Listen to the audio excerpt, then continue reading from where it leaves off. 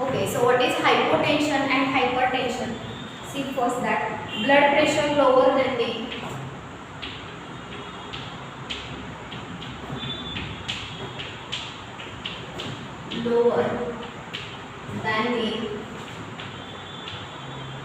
normal value. Okay, normal systolic diastolic blood pressure तुम्हाला माहिती आहे. So blood pressure which is lower than the normal, it is known as hypotension. So normal आपल्याला माहिती आहे किती blood pressure असतात. So normal values आहेत याच्यामध्ये पहिल्यांदा आपण systolic blood pressure oblique diastolic blood pressure असं मेन्शन करायचं असतं. सो याच्यामध्ये सिस्टोलिक ब्लड प्रेशर आहे 120 आणि डायस्टोलिक जे आहे ते 80. ही नॉर्मल व्हॅल्यू आहे आणि या नॉर्मल व्हॅल्यूपेक्षा जर ब्लड प्रेशर लो असेल it is that condition is non as hypotension. या कंडिशनला हायपोटेन्शन असं म्हटलं जातं, ज्याच्यामध्ये ब्लड प्रेशर जे आहे ते 90/60 म्हणजे सिस्टोलिक ब्लड प्रेशर नॉर्मली 120 असतं. ज्यांचं ब्लड प्रेशर लो आहे त्यांच्यामध्ये 90 आणि डायस्टोलिक ब्लड प्रेशर 80 असलं पाहिजे, त्यांच्यामध्ये 60 किंवा बिलो 60 जे आहे ते ब्लड प्रेशर होतं. सो या सिच्युएशनला आपण हायपोटेन्शन असं म्हणणार आहोत. नंतर सेकंड आहे हायपरटेन्शन. हायपरटेन्शन. सो हायपरटेन्शन काय आहे बघा, blood pressure higher than the normal value. Okay, blood pressure higher than the normal value.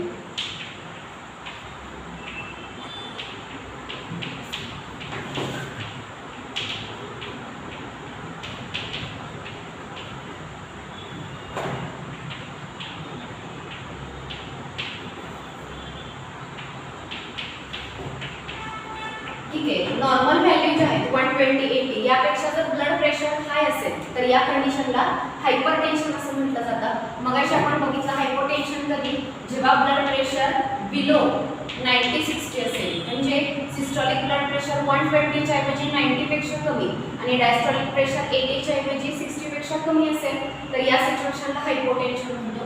तर हायपरटेन्शन मध्ये blood pressure higher than the normal value. Normal values पेक्षा जर ब्लड प्रेशर जास्त असेल तर या कंडिशनला हायपरटेन्शन असं म्हटलं जातं. याच्यामध्ये व्हॅल्यूज बघा, हायर दॅन. ओके, कोणत्या व्हॅल्यूला आपण हायपरटेन्शन म्हणणार, when blood pressure is higher than 140/90. 140/90 यापेक्षा जर ब्लड प्रेशर हाय असेल तर या कंडिशनला हायपरटेन्शन असं म्हटलं जातं. ठीक आहे, मग आता हे ब्लड प्रेशरमध्ये जो चेंज होतोय हा चेंज कोणत्या फॅक्टर्समुळे होतोय, कोणत्या फॅक्टरमुळे ब्लड प्रेशर अफेक्ट होतं हे आपण नेक्स्ट पाहतोय. So factors that affect the blood pressure हा नेक्स्ट पॉईंट आहे. इथपर्यंत सगळ्यांना समजलं का? Hypotension means blood pressure lower than the normal value and hypertension means blood pressure higher than the normal value. Remember this, 90/60 च्या below hypo आणि 140/90 च्या above hypertension. Okay, so next आहे hypertension that affect the blood pressure. सगळ्यांनी व्यवस्थित list करा. बुकमध्ये हे सगळे फॅक्टर दिलेले आहेत, फक्त एकाखाली एक जर तुम्ही नंबर देऊन लिस्ट केले तर तुम्हाला लर्न करायला सोपे जाते. सो बघा,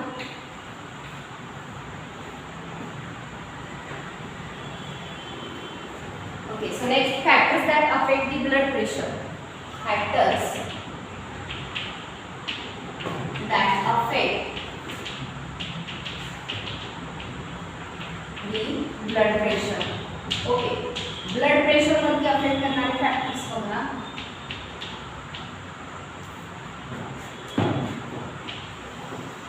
याच्यामध्ये सगळ्यात फर्स्ट फॅक्टर जो ब्लड प्रेशर मध्ये अफेक्ट करतो it is cardiac output.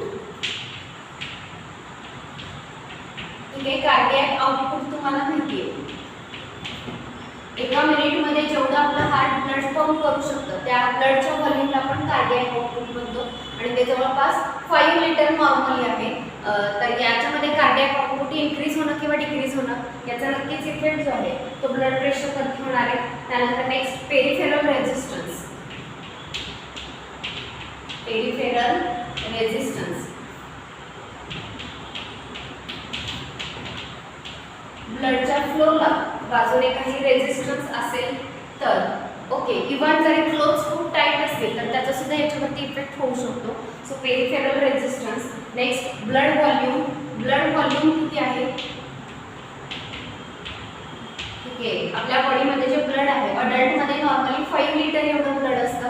So हे ब्लड व्हॉल्यूम कमी किंवा जास्त किती किती आहे किंवा नॉर्मल आहे यावरती सुद्धा ब्लड प्रेशर डिपेंड करतं. Next length and diameter of the blood vessel. Length and diameter of the blood vessel. Blood व्हेसलचा डायमीटर आणि लेंथ याच्यावरती सुद्धा ब्लड प्रेशर जे आहे ते डिपेंड करतं. After that next is viscosity of blood. ब्लडचा थिकनेस किती आहे. Viscosity of blood. ब्लड खूप विस्कस असेल त्याच्यामध्ये वेगवेगळ्या कॉन्स्टिट्यूएंटमुळे तर ते तेवढं फ्लो होणार नाही. ओके, सो जर ब्लडची विस्कोसिटी कमी असेल ते फास्ट फ्लो होईल. Next blood pressure also increases with age. म्हणजे एज सुद्धा मॅटर करतं. जसं एज इन्क्रीज होत जाणार तसं ब्लड प्रेशर सुद्धा इन्क्रीज होत जाणार. So blood pressure also increases with age. ठीक आहे, एज सोबत सुद्धा आपलं ब्लड प्रेशर जे आहे हे इन्क्रीज होत जातं. नेक्स्ट बघा, blood pressure is directly proportional to the length of blood vessel. म्हणजे काय, ब्लड प्रेशर मी या इक्वेशनच्या फॉर्ममध्ये लिहिते. Blood pressure is directly proportional to the length of blood vessel. Blood व्हेसलच्या लेंथशी डायरेक्टली प्रपोर्शनल आहे. याचा अर्थ ब्लड व्हेसलची लेंथ जेवढी इन्क्रीज होत जाणार तेवढं ब्लड प्रेशर जे आहे तेही इन्क्रीज होत जाणार. Next blood pressure it is also affected by vasoconstriction and vasodilation. Okay, also blood pressure is also affected by vasoconstriction म्हणजे ब्लड व्हेसलचा डायमीटर कमी होणं अँड व्हॅसोडायलेशन म्हणजे ब्लड व्हेसलचा डायमीटर जो आहे तो इन्क्रीज होणं. याला व्हॅसोडायलेशन असं म्हटलं जातं. समजा ही ब्लड व्हेसल आहे, सो ही ब्लड व्हेसल कॉन्स्ट्रिक्ट झाली आहे किंवा कुठे डायलेट झाली आहे, सो याच्यामुळे सुद्धा ब्लड प्रेशरवरती इफेक्ट होत असतो. So vasoconstriction, vasodilation. Next female म्हणजे सेक्सवरती सुद्धा डिपेंड करतं. फिमेल जे आहे यांचं ब्लड प्रेशर मेलपेक्षा स्लाइटली लो असतं. So female have slightly low blood pressure than mail.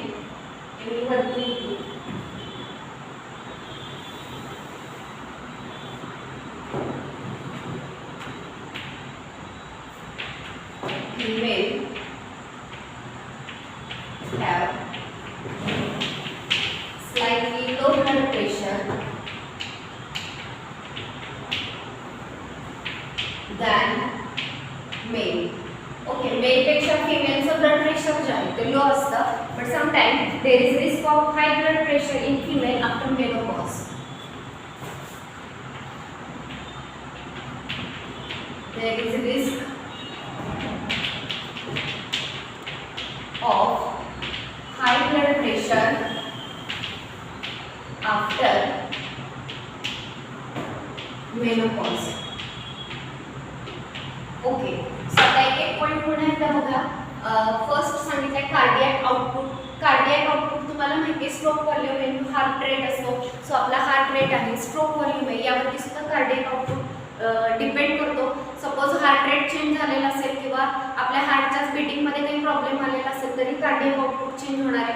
Cardiac output जर चेंज झालं तर ब्लड प्रेशर चेंज होतं. नेक्स्ट पेरिफेरल रेजिस्टन्स जो असेल ब्लडसाठी तो ब्लडचं व्हॉल्यूम कमी जास्त होणं. Length and diameter of the blood vessel. Blood व्हेसलची लेंथ आणि डायमीटर जेवढा कमी होत जाणार तेवढं ब्लड प्रेशर इन्क्रीज होत जाणार. आणि ब्लड व्हेसलची लेंथ जेवढी इन्क्रीज होत जाणार तेवढं ब्लड प्रेशर इन्क्रीज होणार आहे. विस्कोसिटी ऑफ ब्लडची विस्कोसिटी किती आहे. Next blood pressure also increases with age. Age सुद्धा मॅटर करतं. जेवढं एज इन्क्रीज होणार तेवढं ब्लड प्रेशर इन्क्रीज होतं. Next blood pressure is also affected by vasoconstriction and vasodilation. Vasoconstriction आणि डायलेशनमुळे सुद्धा ब्लड प्रेशर या ठिकाणी अफेक्ट होतं. आणि नेक्स्ट आहे फिमेलचं ब्लड प्रेशर मेलपेक्षा स्लाइटली लो असतं. पण मेनोपॉज नंतर, मेनोपॉज माहिती असेल फिमेलमध्ये 48च्या अबव 48 पर्यंत मेन्स्ट्रुअल सायकल जी आहे ती स्टॉप होते. आणि हे जे मेन्स्ट्रुअल सायकलचं स्टॉपिंग आहे याला मेनोपॉज असं म्हटलं जातं. सो मेनोपॉज नंतर फिमेलमध्ये रिस्क असते हाय ब्लड प्रेशरची. Okay, so these are the various factor which affect on the blood pressure. So आतापर्यंत काय काय सांगितलं, हायपोटेन्शन म्हणजे काय आणि okay, blood viscosity normal value मी तुम्हाला सर्च करून सांगते. ठीक आहे. So hypotension means blood pressure low value और value lower than the normal. नॉर्मलपेक्षा व्हॅल्यू कमी होणं याला म्हटलं जातं हायपोटेन्शन. आणि हायपरटेन्शन म्हणजे नॉर्मलपेक्षा व्हॅल्यू इन्क्रीज होणं याला आपण हायपरटेन्शन असं म्हणतो. आणि ब्लड प्रेशरवरती अफेक्ट करणारे हे वेगवेगळे फॅक्टर्स आहेत. सगळ्यांना फॅक्टर समजले का बघा. विस्कोसिटी ब्लडची नॉर्मल व्हॅल्यू मी तुम्हाला चेक करून सांगते. ठीक आहे. हे पॉईंट यावेळी नोट करा, तुम्हाला लर्न करायला सोपं जाईल.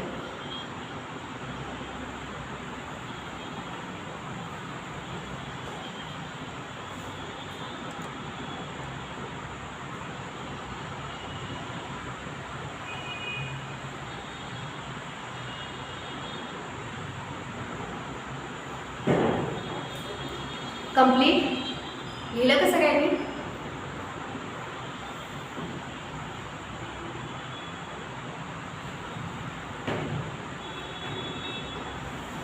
Okay, next.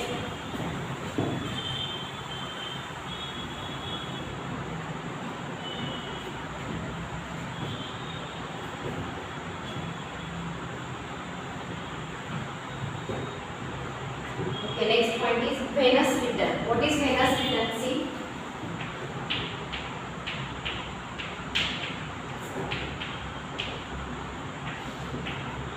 वेन मधून किती अमाउंट ब्लड जे आहे युनिट टाइम मध्ये रिटर्न येते हार्टकडे, तर याला बोललं जातं venous return. Amount of blood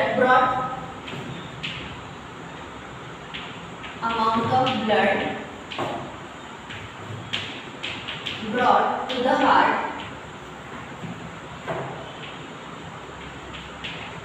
by amount of blood brought to the heart via the vein or by the vein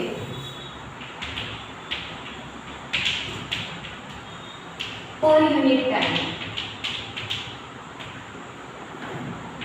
is called. Okay, suppose तुम्ही एक युनिट टाइम डिसाइड केलेले आहे, तर त्या युनिट टाइम मध्ये व्हेन मधून किती ब्लड हार्टकडे रिटर्न येते तर त्याला बोललं जातं venous return. Is called Venus return. Okay, एका युनिट टाइम मध्ये व्हेन मधून किती ब्लड हार्टकडे रिटर्न माघारी येते या कंडिशनला व्हेनस रिटर्न असं म्हटलं जातं. ओके, सगळ्यांनी ही डेफिनेशन नोट करा. इथे आपले जे मेन टर्म्स होत्या blood pressure, arterial blood pressure, pulse pressure, hypotension, hypertension, factors affecting on blood pressure, tachycardia, bradycardia, systolic blood pressure, diastolic blood pressure, या सगळ्या टर्म्स झालेल्या आहेत. ओके, आता हे जे आपण ब्लड प्रेशर इतका वेळा जर डिस्कस करतोय तर हे ब्लड प्रेशर मेजर करण्यासाठी एक डिव्हाइस यूज केलं जातं. डिव्हाइसचं नेम आहे स्फिग्मोमॅनोमीटर. सो ते स्फिग्मोमॅनोमीटर डिव्हाइस कसं आहे आणि हे डिव्हाइस यूज कसं केलं जातं ह्या दोन्ही गोष्टी आपण या ठिकाणी स्टडी करणार आहोत. हे सगळ्यांनी लिहिलं का. Venous return amount of blood brought to the heart via vein. हार्टकडे ब्लड रिटर्न आणण्याचं काम व्हेन करते आणि एका युनिट टाइममध्ये व्हेन जे आहे ती किती ब्लड हार्टकडे रिटर्न आणते तेवढ्या ब्लडच्या अमाऊंटला व्हेनस रिटर्न असं म्हटलं जातं. सगळ्यांना समजलं का हे.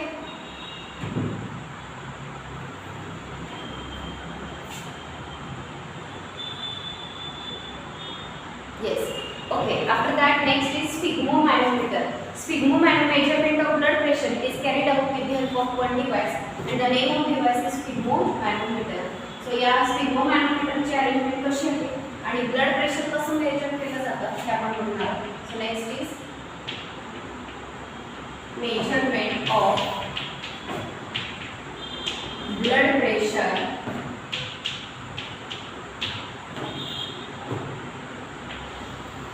Measurement of blood pressure point important आहे. याच वर्षी सिलेबसमध्ये तो ॲड झालेला आहे स्टेट बोर्डच्या. सो व्यवस्थित समजून घ्या. बऱ्याचदा समजत नाही की त्याचं वर्किंग एक्झॅक्टली कसं आहे किंवा त्याचे डायग्राम पण लक्षात येत नाही. सो यासाठी पहिल्यांदा समजून घ्या की याची डायग्राम कशी आहे मग वर्किंग समजेल. सगळ्यात first स्फिग्मोमॅनोमीटर.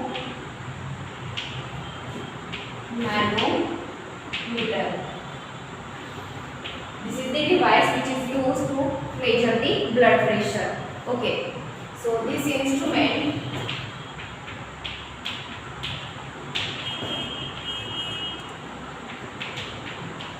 is used to measure blood pressure. Okay, आणि हे जे इन्स्ट्रुमेंट आहे हे डेव्हलप केलेलं आहे सायंटिस्ट कॉरोटकॉफ. येस, कॉरोटकॉफ या सायंटिस्टने हे इन्स्ट्रुमेंट डेव्हलप केलेले आहे.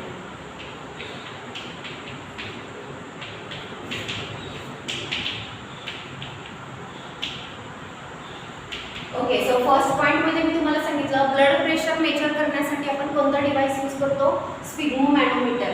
आणि स्फिग्मोमॅनोमीटर हे जे इन्स्ट्रुमेंट आहे हे कॉरोटकॉफ या सायंटिस्टने सगळ्यात फर्स्ट हे डेव्हलप केलेले आहे. नेक्स्ट आता या इन्स्ट्रुमेंटमध्ये पार्ट काय काय आहेत हे आपण बघणार आहोत. मी एक रफ डायग्राम ड्रॉ करून देणार आहे. जरी रफ असेल तरी तुम्ही ड्रॉ करून घ्या, कारण त्याच्यामध्ये डायग्राम जर तुमच्या समोर असेल तर सगळे पॉइंट त्याचे समजतील. ओके, सो बघा याच्यामध्ये सगळ्यात first this instrument consist of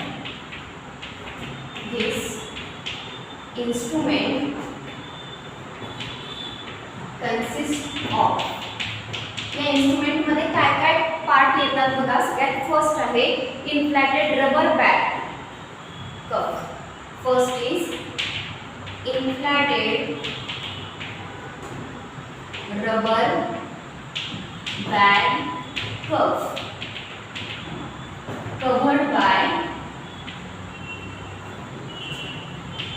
cotton cloth. Okay, so बघा तर जिथं जे आपल्या अप्पर आर्मला वाईट केलं जातं तर ते कॉटनचं क्लोथ आहे आणि त्या क्लोथच्या इथे मध्ये रबर बॅग जे आहे ते प्रेझेंट असते ज्याला कफ असं म्हटलं जातं. सो हे मधला जो ड्रॉ केलेला आहे तो कफ आहे आणि बाजूला ती कॉटनचं क्लोथ आहे जे रॅपिंगसाठी यूज केलं जातं. सो फर्स्ट काय सांगितलं, इन्फ्लेटेड रबर बॅग कफ. हा जो बॅग आहे इथे मध्ये ही रबरची बनलेली आहे ज्याला कफ म्हटलं जातं. आणि इनफ्लॅट म्हणजे त्याच्यामध्ये एअर इन्सर्ट करून तिला फुगवलं जातं, इनफ्लॅट केलं जातं, फुगवलं जातं. इन्फ्लॅशन म्हणजे फुगणं. So inflated rubber bag cuff which is covered by cotton cloth. हा फर्स्ट पार्ट मी सांगितला या डिव्हाइसचा. त्यानंतर नेक्स्ट बघा सेकंड पार्ट आहे रबर ट्यूब. याच्यामध्ये रबर ट्यूब असतात. ओके, नेक्स्ट थर्ड बघा याच्यामध्ये मर्क्युरी मॅनोमीटर असतो.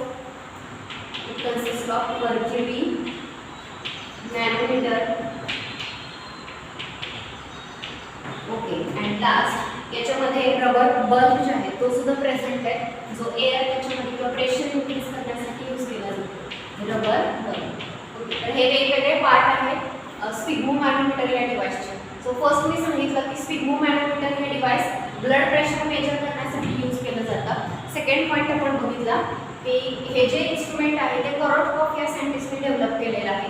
थर्ड, या इन्स्ट्रुमेंटमध्ये कोणकोणते पार्ट येतात तर इन्फ्लेटेड रबर बॅग कफ. हे बऱ्याचदा मुलांना समजत नाही म्हणून मी इथं सांगितलेले तुम्हाला की ॲक्च्युली रबर बॅग कफ काय आहे. रबरपासून बनलेली ही बॅग आहे जी इन्फ्लॅट करता येते, फुगवता येते. ओके, आणि या बॅगच्या वरती किंवा त्या बॅगला कॉटन क्लोथ जे ते बाजूने अटॅच केलेले आहे. सो समजा हे रबर बॅग कफ आहे त्याच्यावरती असं कॉटन क्लोथ अटॅच केलेलं आहे जे आपल्या अप्पर आर्मला रॅप केलं जातं. ठीक आहे, सो हा पहिला पार्ट. रबर ट्यूब्स असतात, मर्क्युरी मॅनोमीटर असतो, नेक्स्ट रबर बल्ब आहे. ठीक आहे, हे सगळे पॉईंट नोट करा. डायग्राम आपण बघूया की कसं असतो आणि वर्किंग कसं असतं. पॉईंट नोट करून झाले की सांगा.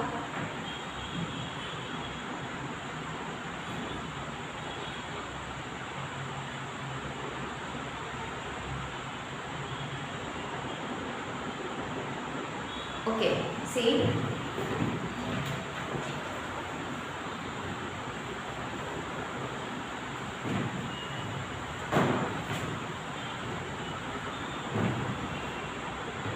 सगळ्यात फर्स्ट मर्क्युरी मॅनोमीटर कसं आहे बघा. सो अशी एक ट्यूब आहे, वुडन बोर्डवरती किंवा प्लास्टिक बोर्डवरती फिट केलेली एक ट्यूब असते आणि या ट्यूबवरती मार्किंग प्रेझेंट असतं. ज्या ट्यूबमधून वरती मर्क्युरी जो आहे तो वरती चढणार आहे याच्यामध्ये. सो मार्किंगमध्ये साधारण 50, 80, 100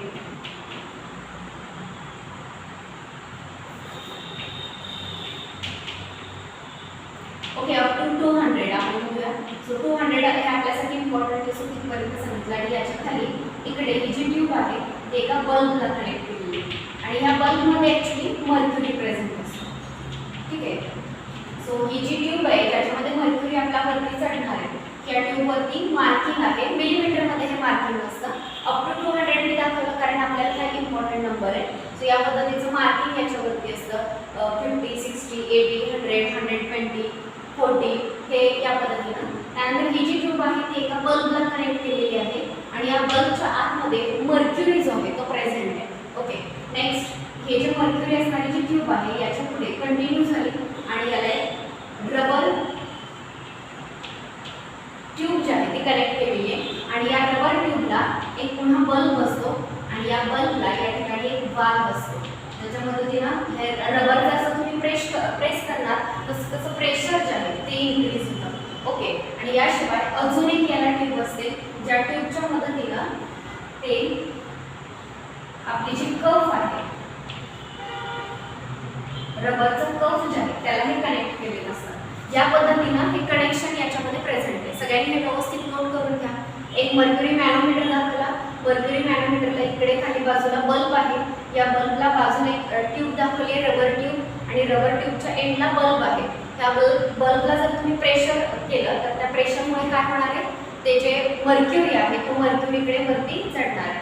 अजून एक रबर ट्यूब दाखवली जी या कफला कनेक्ट केलेली आहे. रबर कफला कनेक्ट आहे किंवा अटॅच्ड आहे.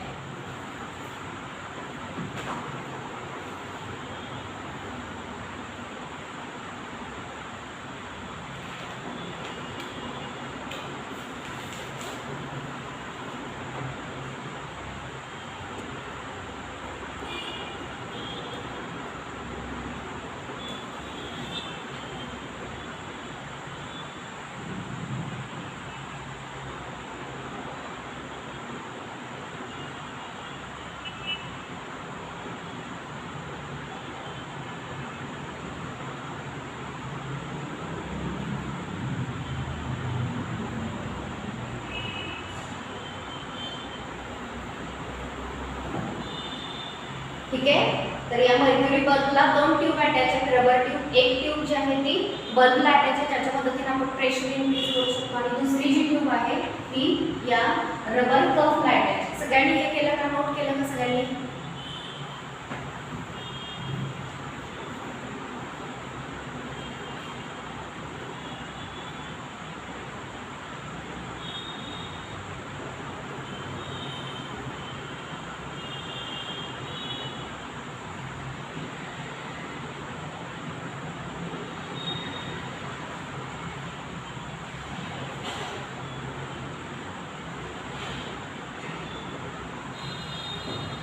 येस. ओके झालेलं. आता आपण स्टेप बाय स्टेप प्रोसेस बघणार आहोत की याच्यामध्ये काय होतं. सो सगळ्यात फर्स्ट स्टेप बघा. इन फर्स्ट स्टेप या प्रोसिजरमध्ये during measurement of blood pressure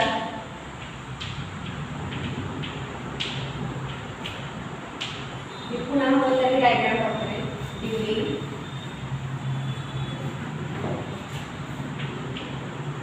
measurement of blood pressure. Okay, blood pressure measure करताना person is asked to lie in sleeping position. Person जो आहे त्याला स्लीपिंग पोझिशनला किंवा चेअरवरती बसवलं जातं जे आणि त्याचा हँड जो आहे तो हॉरिझॉन्टल कंडिशनमध्ये ठेवला जातो. So during measurement of blood pressure person is asked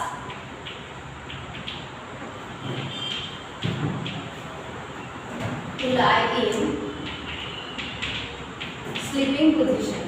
first पर्सनला स्लीपिंग पोझिशनमध्ये अरेंज केलं जातं. सेकंड त्याच्यामध्ये काय केलं जाईल बघा. Next instrument is placed at the level of heart. Instrument is placed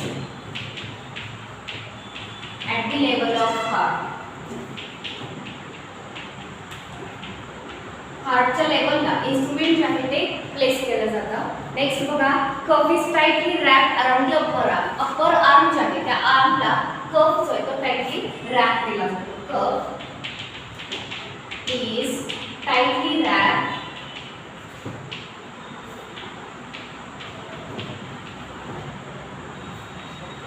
around upper arm. ठीक आहे. अप्पर आर्मला कफ जो आहे तो टाईटली रॅप केला जातो. कफ म्हणजे तुम्हाला माहिती आहे रबर बॅग आहे आणि त्याच्यावरती कॉटन क्लॉथ आहे. सो कॉटन क्लॉथच्या मदतीनं ते अप्पर आर्मला टाईटली रॅप केलं जाईल. आता टाईटली रॅप केलं का केलं जाईल तर याच्यामध्ये दोन गोष्टी होतात. जेव्हा तुम्ही टाईटली रॅप करणार तो कफ आणि या कफमधून दोन रबर ट्यूब्स तुम्हाला सांगितल्या. एक ट्यूब जी आहे ती बल्बला अटॅच आहे ज्याच्या मदतीने आपण प्रेशर इन्क्रीज डिक्रीज करू शकतो. ओके. आणि सेकंड थिंग या ज्या ट्यूब आहेत त्याकडे मर्क्युरीच्या बल्बला सुद्धा अटॅच आहे आणि नंतर इकडे मॅनोमीटर प्रेझेंट आहे. सो जेव्हा हा कफ आपण अप्पर आर्मला अलाइन करणार तेव्हा या बल्बच्या मदतीने प्रेशर जे आहे ते इन्क्रीज केलं जातं आणि तो जो कफ आहे तो फुगत जातो. ठीक आहे. ती जी बॅग आहे ती फुगणार आहे, इन्फ्लॅट होणार आहे. जेव्हा ती बॅग इन्फ्लॅट होईल तेव्हा आर्ममध्ये जे ब्लड आहे, ब्लड वेसल आहे त्याच्यावरती प्रेशर एक्झर्ट केलं जातं. So first काय सांगितलं, cuff is tightly wrapped around the upper arm. upper arm वरती cuff tightly wrap केला जातो. cuff tightly wrap केला की नेक्स्ट काय करायचं आपल्याला, cuff is inflated with brachial artery blocked due to external pressure. cuff is inflated. next point आहे cuff is inflated. inflated म्हणजे काय, कसा इन्फ्लॅट करायचा, हा जो बल्ब आहे त्याच्या मदतीनं प्रेशर दिलं जातं, एअर त्याच्यामध्ये फिल केली जाते आणि त्या एअरमुळे काय होतं की ही जी रबर बॅग आहे ती इन्फ्लॅट होत जाणार आहे, फुगत जाणार आहे. जेवढी ती इन्फ्लॅट होत जाणार तेवढं आपल्या या अप्पर आर्मवरचं प्रेशर इन्क्रीज होणार आहे. सो हे प्रेशर आपण काय इन्क्रीज करतोय की ब्रॅकियल आर्टरी म्हणजे आपल्या रिस्टमध्ये पुढच्या रॅडियल आर्टरी जी आहे ती बंद झाली पाहिजे किंवा तिच्याकडे येणारा जो ब्लड फ्लो आहे तो कम्प्लिटली स्टॉप झाला पाहिजे. सो एवढं प्रेशर जे आहे त्याच्यावरती इन्क्रीज केलं जातं. So cuff is inflated till brachial artery is block. Till brachial artery is block. ठीक आहे. ब्रॅकियल आर्टरी ब्लॉक होईल, तिथलं ब्लड फ्लो जो आहे तो स्टॉप होईल. इथपर्यंत ते बॅग जी आहे ती इन्फ्लॅट केली जाते, फुगवली जाते, प्रेशर वाढवलं जातं ब्लड वेसलवरचं आणि ती आर्टरी जी आहे ती ब्लॉक करून ठेवली जाते जेणेकरून त्यातून ब्लड फ्लो होणार नाही, कुठलाही साऊंड त्याच्यामध्ये राहणार नाही. सो काय काय स्टेप केलं आतापर्यंत, पहिल्यांदा ब्लड प्रेशर मेजर करण्यासाठी पर्सनला स्लिपिंग पोझिशनमध्ये लाय होण्यासाठी सांगितलं. सेकंड थिंग हे जे इन्स्ट्रुमेंट आहे ते हार्टच्या लेवलला प्लेस केलं जातं. नेक्स्ट कफ जो आहे तो अप्पर आर्मला टाईटली रॅप केला जातो. कफ टाईटली रॅप केल्यानंतर हा जो बल्ब आहे याच्या मदतीनं प्रेशर इन्क्रीज केलं जातं. ही जी बॅग आहे ती इन्फ्लॅट केली जाते, फुगवली जाते. किती फुगवायची बॅग, जेणेकरून इथून पुढे जाणारी जी ब्रॅकियल आर्टरी आहे ती पूर्ण ब्लॉक होईल. इथून ब्लड पुढे पुढच्या आर्ममध्ये, फोर आर्ममध्ये पुढे ब्लड येणार नाही. इथपर्यंत ती फुगवली जाते आणि तिला कम्प्लिटली ब्लॉक केलं जातं. ठीक आहे. एवढा कंटेंट लिहून घ्या पटकन.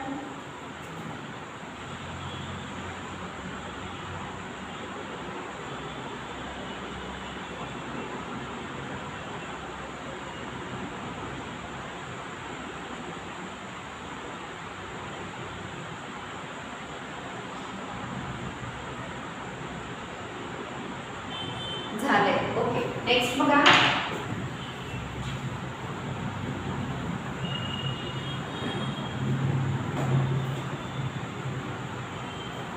ओके. ब्रॅकियल आर्टरी ब्लॉक होईपर्यंत आपण ब्लड प्रेशरच्या तर ती जी बॅग आहे ती आपण इन्फ्लॅट केली. Next then pressure in the cuff is slowly lowered. हां, आता अजून एक मुद्दा असा आहे की किती इन्फ्लॅट करायचे, आपल्याला बाहेरून कसं समजणार की ती आर्टरी ब्लॉक झालेली आहे. तर मग आता जो आपण मॅनोमीटर बघितला त्याच्यामध्ये मी अप्पर 200 पर्यंत सांगितलं होतं, आपण ड्रॉ केलं होतं. सो जेव्हा तुम्ही ते बल्ब प्रेस करत असता, ही बॅग आहे आपली, इथला बल्ब जेव्हा आपण प्रेस करतोय तेव्हा ही बॅग जी आहे ती इन्फ्लॅट होते, फुगतीये. त्यामुळे ब्रॅकियल आर्टरी जी आहे ती पूर्णपणे ब्लॉक होतीये, प्रेशर इन्क्रीज होते आणि या प्रेशरमुळे, त्या एअर प्रेशरमुळे हा जो मर्क्युरी आहे तो मर्क्युरी इकडे वरती चढतोय. कितीपर्यंत वरती चढला पाहिजे, 200 पर्यंत. मॅक्स 200 पर्यंत त्याला वरती चढवलं जातं आणि तिथून पुढे मग प्रेशर अप्लाय करायचं स्टॉप केलं जातं. या प्रेशरपर्यंत ती जी ब्रॅकियल आर्टरी आहे ती कम्प्लिटली ब्लॉक झालेली असते. सो हे एक एक्स्ट्रा तिथं लिहून घ्या कारण हे बुकमध्ये दिलेलं नाही. अप टू 200 ते प्रेशर इन्क्रीज केलं जातं. नेक्स्ट काय करायचं तुम्हाला, then pressure on cuff is release. बघा आता आपल्याला किती गोष्टी सायमल्टेनियसली करायच्या. एक, तुम्ही तो बल्ब प्रेस करत होता की बॅग इन्फ्लॅट करत होता. ही बॅग इन्फ्लॅट झाली तर इथल्या आर्टरी ज्या आहेत त्या ब्लॉक केल्या. आर्टरी ब्लॉक झाल्यामुळे पुढे ब्लड फ्लो जो आहे तो स्टॉप झाला. किती वेळ तुम्ही ती बॅग इन्फ्लॅट करत राहिला, जोपर्यंत इकडं मर्क्युरी किती प्रेशर दाखवत नाही, 200 mm मिलीमीटर एवढं प्रेशर दाखवत नाही, तोपर्यंत तुम्ही ती इन्फ्लॅट करत राहिला. या प्रेशरपर्यंत ब्लड फ्लो ते जे आहे ते सगळं स्टॉप होईल.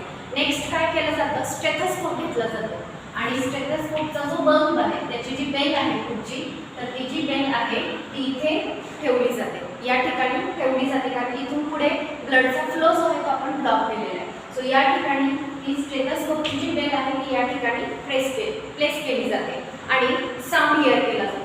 ठीक आहे, आता तुम्ही नीट ऐका. ह्या बल्बने जेव्हा प्रेशर एक्झर्ट करत होता त्या प्रेशरमुळे ही बॅग रबर कफ इन्फ्लॅट झाला. कफ इन्फ्लॅट झाल्यामुळे इथल्या आर्टरी ब्लॉक झाली, ब्लडचा फ्लो स्टॉप झाला. ओके, हे तुम्ही किती वेळ करत राहिला, जोपर्यंत मर्क्युरीचं प्रेशर 200 होत नाही तोपर्यंत. रिझन आहे की या प्रेशरपर्यंत साधारण ती ब्लॉक होते. ओके, यावेळी कुठला साऊंड ऐकू येईल का, त्या ब्लड व्हेसलमधून कोणताही साऊंड ऐकू येणार नाही कारण त्या ब्लड व्हेसलमध्ये कुठलंही ब्लड सध्या फ्लो होत नाहीये. ओके, हे केलं तुम्ही, साऊंड हिअर करताय, कानामध्ये स्टेथोस्कोप ते घातलेले तुम्ही. आता काय करायचंय, इथं बाजूला व्हाल्व असतो या बल्बला, तर तो जो व्हाल्व आहे स्लोली तो रिलीज केला जातो आणि जसं जसं आपण रिलीज करणार तसं तसं ही मर्क्युरीची लेवल कमी कमी होत जाते. आता किती वेळ तो रिलीज करत राहायचा, किती वेळ प्रेशर कमी करत राहायचं, तोपर्यंत जोपर्यंत तुम्हाला फर्स्ट साऊंड ऐकू येत नाही तोपर्यंत तो वाल्व लूज करत तुम्ही राहणार आहे. ओके, सो तुम्ही ऐकताय साऊंड, फर्स्ट साऊंड ऐकू आला की ते लूज करायचं तुम्ही स्टॉप करणार आणि मेजरमेंट इथे बघणार की मर्क्युरीची लेवल किती कमी झालेली. सपोज 120 ला मर्क्युरी स्टॉप झाली तर हे झालं तुमचं first blood pressure. It is systolic blood pressure. Ventricles contract झाल्यामुळे जे ब्लड आलं ते ब्लड जेव्हा व्हेसल्समधून फ्लो व्हायला लागलं, प्रेशर रिलीज केल्यामुळे ती जी बॅग आहे ती डिफ्लॅट व्हायला लागली, ब्लड पुढे यायला लागलं. येताना तुम्हाला साऊंड ऐकू येईल आणि तो जो साऊंड आहे तो फर्स्ट साऊंड म्हणजे सिस्टोलिक ब्लड प्रेशर. ओके, आता तुम्ही ते ब्लड प्रेशर पुढे रिलीज करत राहणार आहे. किती वेळ रिलीज करत राहणार, जोपर्यंत तुम्हाला कुठलाही साऊंड यायचा बंद होतोय, आवाज ऐकू यायचा बंद होत नाही तोपर्यंत तुम्ही ते ब्लड प्रेशर किंवा ते जे वाल्व आहे ते रिलीज करत राहणार. जेव्हा साऊंड ऐकू यायचा बंद होतो तेव्हा तुम्ही सेकंड बघणार की मर्क्युरीची लेवल कुठेपर्यंत कमी झालेली आणि ते जे आहे ते आहे आपली next value diastolic blood pressure. So यापैकी ब्लड प्रेशर मेजर केलं जातं. तर किती समजलं आपण बघूया. मी पुन्हा एकदा सगळे पॉईंट रिपीट करते. सगळ्यात फर्स्ट मी काय सांगितलं की पर्सनला स्लिपिंग पोझिशनमध्ये लाय होण्यासाठी सांगितलं जातं. सेकंड थिंग, त्यांचं आपलं जे इन्स्ट्रुमेंट आहे ते हार्टच्या लेवलला ठेवलं जातं. थर्ड थिंग, आपल्या इन्स्ट्रुमेंटमधला जो रबर कफ आहे तो अप्पर आर्मला टाईटली बाइंड केला जातो. थर्ड थिंग, तुम्ही त्या बल्बच्या मदतीनं ते प्रेशर इन्क्रीज करता. ओके, जसं जसं ती बॅग प्रेशर तुम्ही भरताय तशी ती रबर बॅग इन्फ्लॅट होत जाते. जशी ती बॅग इन्फ्लॅट होत जाणार तशी ही ब्रॅकियल आर्टरी जी आहे ती ब्लॉक व्हायला लागते, तिथून ब्लड फ्लो जो आहे तो स्टॉप व्हायला लागतो. ठीक आहे, हे किती वेळ करत राहता, जोपर्यंत मर्क्युरी, जसं तुम्ही प्रेशर अप्लाय करणार आहे तसे ही मर्क्युरी वरती चढणार आहे. 200 पर्यंत जोर जात नाही तोपर्यंत आपण हे त्या बल्बनी प्रेशर इन्क्रीज करत राहणार. 200 ला गेली त्यावेळी तुम्हाला स्टेथोस्कोपनी साऊंड सुद्धा हिअर करायचा इथं बेल ठेवून. ओके, कुठलाही साऊंड ऐकू येणार नाही त्यावेळी. नेक्स्ट, तुम्हाला बल्बच्या जवळ जो स्क्रू आहे तो सैल करायचा आहे आणि ते जे प्रेशर आहे ते रिलीज करायचं आहे. कसं प्रेशर, किती वेळ तुम्ही रिलीज करणार, तुम्ही साऊंड ऐकत राहताय, जोवर तुमचा पहिला साऊंड ऐकू येत नाही ते तोपर्यंत तुम्ही प्रेशर रिलीज करत राहणार की मर्क्युरीची लेवल खाली येत राहील. जेव्हा पहिला साऊंड तुम्हाला ऐकू येईल तेव्हा तुम्हाला नोट करायचे किती प्रेशर आलेले आहे आणि हे जे प्रेशर आहे हे सिस्टोलिक प्रेशर आहे. पुढे तुम्ही कंटिन्यू प्रेशर रिलीज करत राहणार जोपर्यंत आवाज ऐकू यायचा बंद होत नाही तोपर्यंत. आवाज ऐकू यायचा बंद झाला तेव्हा तुम्ही पुन्हा प्रेशर नोट करणार आणि हे जे प्रेशर आहे याला बोललं जातं डायस्टोलिक ब्लड प्रेशर. थोडंफार समजलं का सगळ्यांना हे?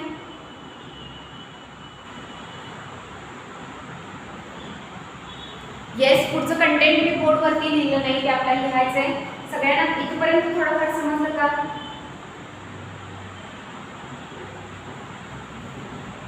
ओके, हां, तर आता कंटेंट आणि नेक्स्ट लेक्चरमध्ये मी तुम्हाला याची डायग्राम सुद्धा ॲक्च्युअल कशी आहे ती दाखवते. Okay, so first pressure on the cuff, continue करा हे writing. Pressure on the cuff is slowly lowered,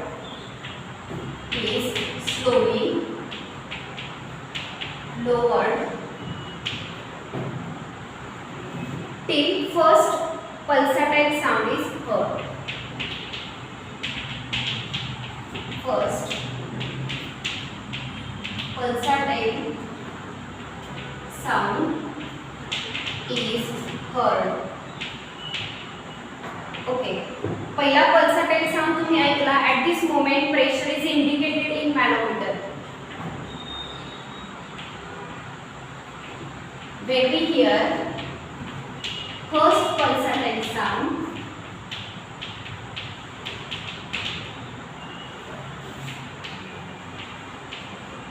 pressure is indicated in manometer, is known as systolic pressure. First sound तुम्हाला ऐकू आला त्यावेळी तुम्ही जे प्रेशर नोट करताय ते प्रेशर म्हणजे सिस्टोलिक प्रेशर आहे. Okay, next carrot pop sound किंवा दुसरे जे राहिलेले पॉईंट आहेत ते नेक्स्ट लेक्चरमध्ये आपण कंटिन्यू करूयात. आपला टाइम संपलेला आहे. सगळ्यांनी हे पटकन नोट